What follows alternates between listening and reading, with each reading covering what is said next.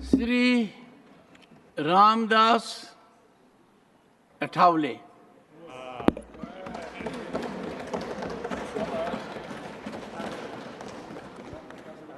Very briefly. सभापति महोदय,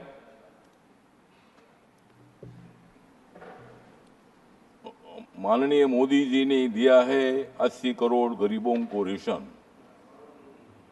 माननीय मोदी जी ने दिया है 80 करोड़ गरीबों को रेशन, इसलिए माननीय राष्ट्रपति जी का बहुत ही अच्छा था अभिभाषण। मोदी जी कर रहे हैं मजबूत नेशन, मोदी जी कर रहे हैं मजबूत नेशन, इसलिए मैं यहाँ दे रहा हूँ आपके सामने मेरा भाषण।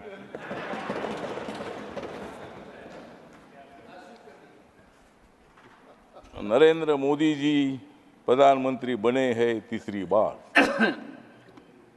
क्योंकि कांग्रेस और इंडिया आघाड़ी की हो गई है हार। मोदी जी प्रधानमंत्री बनेंगे बार बार बार, और कांग्रेस की हो जाएगी हार हार हार।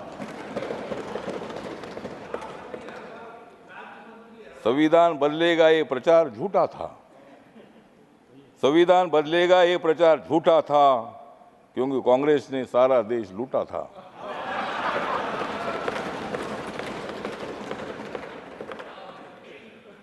राहुल गांधी का प्रधानमंत्री बनने का सपना 4 जून को टूटा था। राहुल गांधी का प्रधानमंत्री बनने का 4 जून को सपना टूटा था।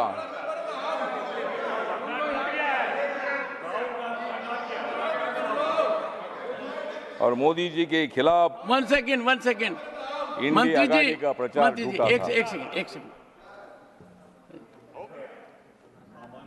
यही है कि जो व्यक्ति दूसरे सदन का सदस्य हो उसके बारे में कोई आक्षेप नहीं लगाया जा सकता, और उसका आक्षेप नहीं लगाया सकता, उसकी चर्चा नहीं हो सकती, क्योंकि वो अपनी बात की सफाई देने के लिए यहाँ पे मौजूद नहीं है। तो मेरा विनम्र निवेदन है कि नाम चूंकि राहुल गांधी जी का लिया है तो उसे कार्रवाई से निकालें। Honourable minister, please avoid, please take your seat. Yes, हाँ बोलिए सर।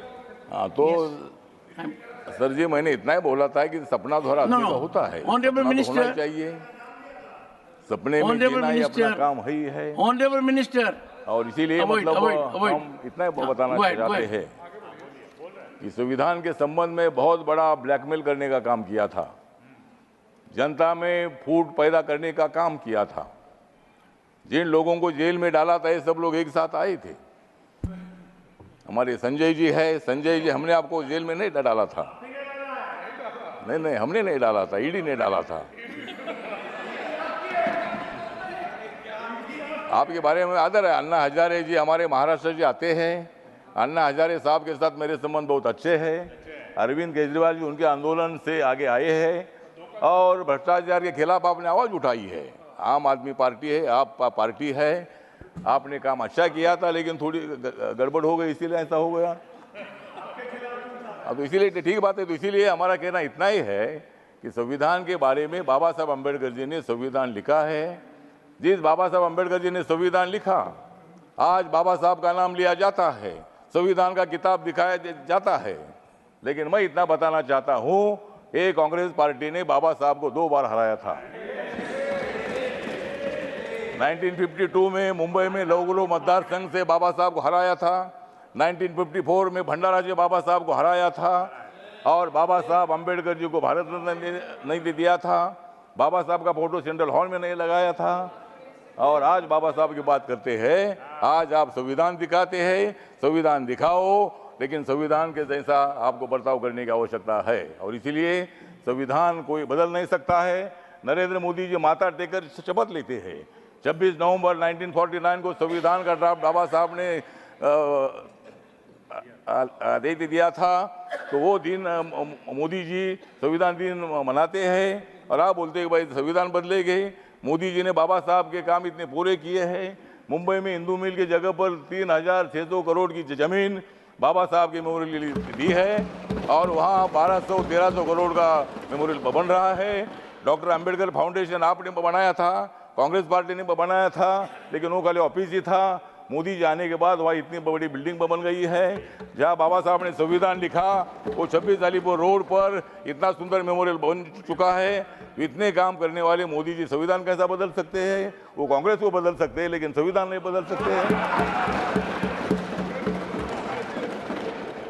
तो संविधान बदलना इतनी मामूली काम नहीं है, और उसमें अमेंडमेंट करना इसका मतलब संविधान बदलना नहीं है। बाबा साहब अम्बेडकर जी ने संविधान सभा ने ही अमेंडमेंट करने का अधिकार पार्लियामेंट को दे दिया है।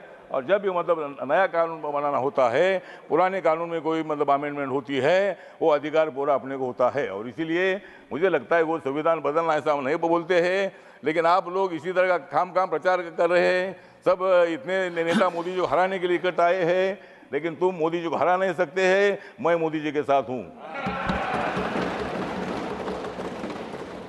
मतलब ठीक बात है, आपको लोकतंत्र में अधिकार है, आपकी सीट ज़्यादा ये अच्छी बात है, और आप इतनी ज़्यादा सीट ना आए कि आप उधर ही रहे और हम इधर ही रहे, मतलब ऐसा भविष्य में होगा। तो ठीक बात है, तो अगले बार भी आप ट्राई करिए।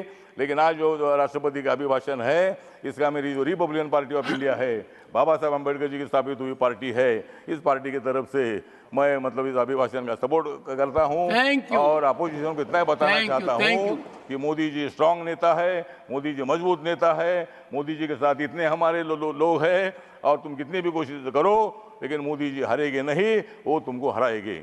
Thank you. श्री